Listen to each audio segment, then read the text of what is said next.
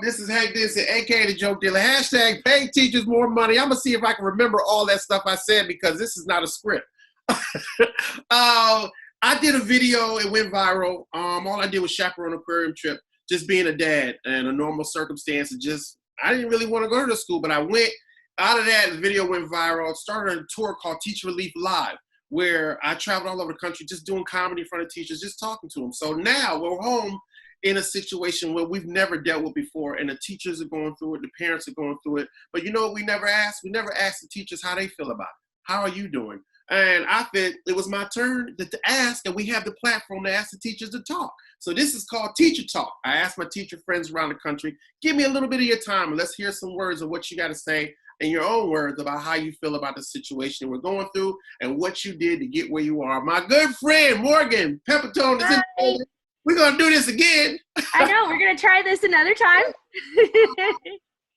Why? Let me ask you this. Why teaching? What was your orchestrated steps? Was it something you want to always do?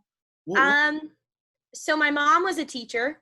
Okay. Forever while I was a little kid. Probably till I was about the age of 12 or 13. And I actually had the wonderful opportunity to go to the United States Military Academy at West Point. Wow. Yes. So I graduated high school with my AA, and I went to West Point.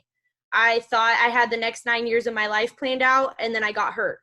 I was injured. I had an honorable discharge from the military, and during our time there, we have to volunteer, and I actually volunteered with the Special Olympics, and I fell in love. Gosh, it brings me to tears now because it was my love. I love working with students with disabilities. I couldn't imagine doing anything else. So I started becoming a paraprofessional while I finished my bachelor's. I have actually in December, I just graduated with my master's in special education.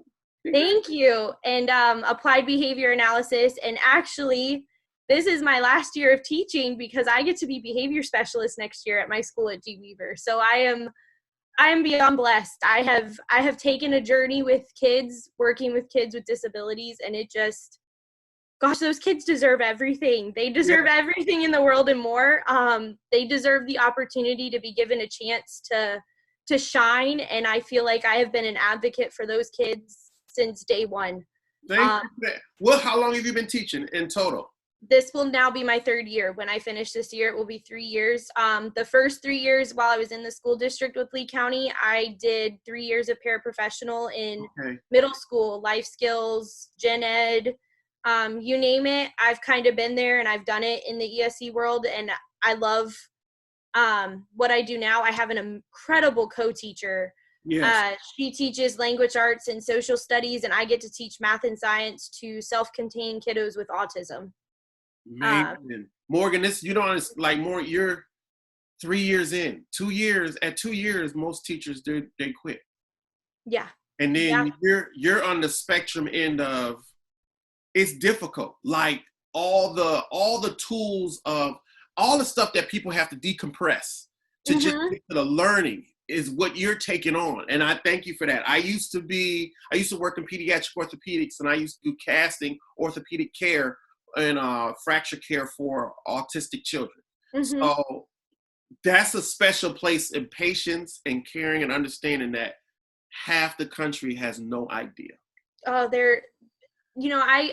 I wish every teacher had the ability to just, even for a week, to spend time in what we do as ESE teachers, because it's hard, it's difficult, but it is the most rewarding profession that I have had the opportunity to be a part of, because it takes a lot longer for our kids to sometimes show those gains and to show that growth and to show that maturity. But when they do, like the love that they have for being able to do it, and the love we have for them to show them that, yes, you can.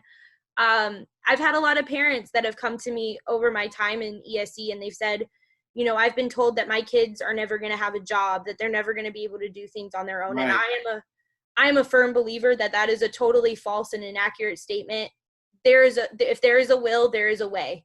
It may not look pretty. It may not look the greatest at the end of the day, but your child does have the ability to someday do something, to hold a job, to learn a skill, to be a competent part of society. I wholeheartedly believe that. And they're beautiful people. They're beautiful souls. They just need love. They just need someone to be their cheerleader, to be the person in their corner saying, yes, you can. You have every potential and more to do something amazing in your life. And it comes in even a better place from somebody outside the home, like somebody outside the house. Let me ask you, break down ESE for me. If you didn't know, if it was a stranger, how would you explain it to them? So ESE, that's basically exceptional student education in the state of Florida. So it's students that have what we call an individualized education plan. Any child that has a disability that we can definitely see there's been trends in behavior and data that shows that they are not at the same pace or level with grade level peers. Okay. It's basically a way for us. I work in a more restrictive environment. We have a lot of students in our school who do have disabilities, but they're in general education classrooms. They're sitting right next to those regular kiddos all day long getting their instruction. They just need a little more time to process things, or they need a little more time to take a test, or they need, to have a visual schedule to actually see it in front of them. Sometimes ESE, you hear that term and a lot of people are like, oh my gosh, it's scary. And it means that it's a crazy town. And it's just, that's not the reality. Like I said, I work with an incredible co-teacher. Most of our kids in our program this year, we have had the wonderful opportunity. You know, Dr. Noss, our principal. Yeah. She's given us the beautiful ability this year to push out and do a lot of inclusion with our kids. So having them go out with general education peers and being a part of that, even if they're not on grade level, just that socializing and being with other peers, we're true advocates for that. That's what it takes for these kids to see success in their lives. So we've been a big advocate for that, and we're going to be doing bigger and better things next year. When we come out of this pandemic, we're shooting for the stars next year with our kids. So we're trying a bunch of different new things. That's so cool. So on a personal level, you said, okay, so you went to West Point. All that is just amazing to me. Just the structure of you know what I mean? Because it takes a lot to get there, and the injury and then moving. It's like, what is it that drives you? If anything else you could do, because clearly you're smart as hell. So what is it because it's like your mom was a teacher, yeah, and then you look at your peers, like, you're in a different society, and I'm looking at you, I'm not judging, but I know you ain't as old as me. But and you see your peers maybe doing different stuff in a different demographic, and you could always, like, listening to you could do something else. What is that? It sounds so rewarding. And tell me a situation, just one good one, where you're just like, in your 3 years, where you're like, this is where I'm supposed to be. It was a kid, and it don't have to be names or anything, but it was a situation, and it changed to this, and it was actually in my first year of teaching. I got the wonderful opportunity to stay at the middle school where I was a paraprofessional at, and they hired me on as a full-time ESE teacher when I graduated with my bachelor's. And we had a student that came in, and we were not ready. He was a middle school student, but he had been in a group home prior. Mm-hmm. He was not able to communicate effectively. And you could just see when his behavioral moments were coming. He had this glaze that happened over his eyes, and he just went into a pure rage. And I was getting beat up every day by the student. Wow. But there was something in me that said, I was still supposed to do this. I don't know how, I don't know why, but I'm still supposed to be here. And I'm a faithful person. I do pray, I ask, and I'm like, listen, God, give me a sign here. Right. What am I doing? Why am I still in this? Right. Did I make the right choice in being a teacher? And did I make a right choice in working with students with disabilities? It was, right. It was a very big moment for me. And there was just one day where I finally advocated for this kiddo, and I said, look, he's not in the right placement. He shouldn't be in our program.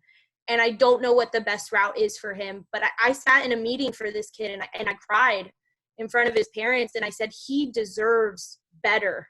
Yeah. He deserves more. He deserves us to sit here and be honest and say that we are not doing what we need for this kiddo. He needs more, and I can't give it to him.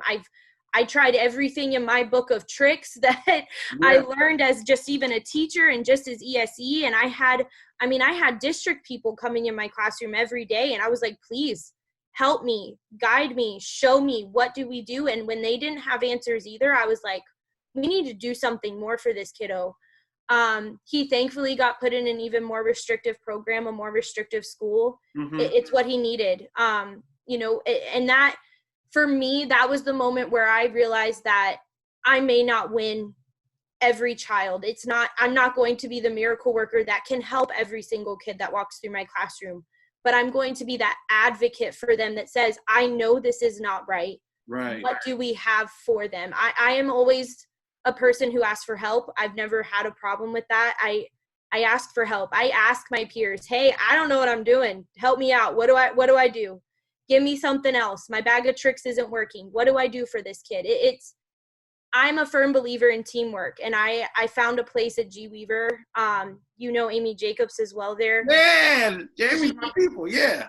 G Weaver has just been such a great platform for me to build my strengths, and then also to work on those weaknesses that I do have. And to, again, I'm sitting here, I constantly advocate for my ESC babies. They deserve more. They deserve better. And I it's funny because I'm on here and we're talking about pay teachers more money. And I'm like, no, don't give me the money. Give it to my kids. I want to get more money so I can buy them.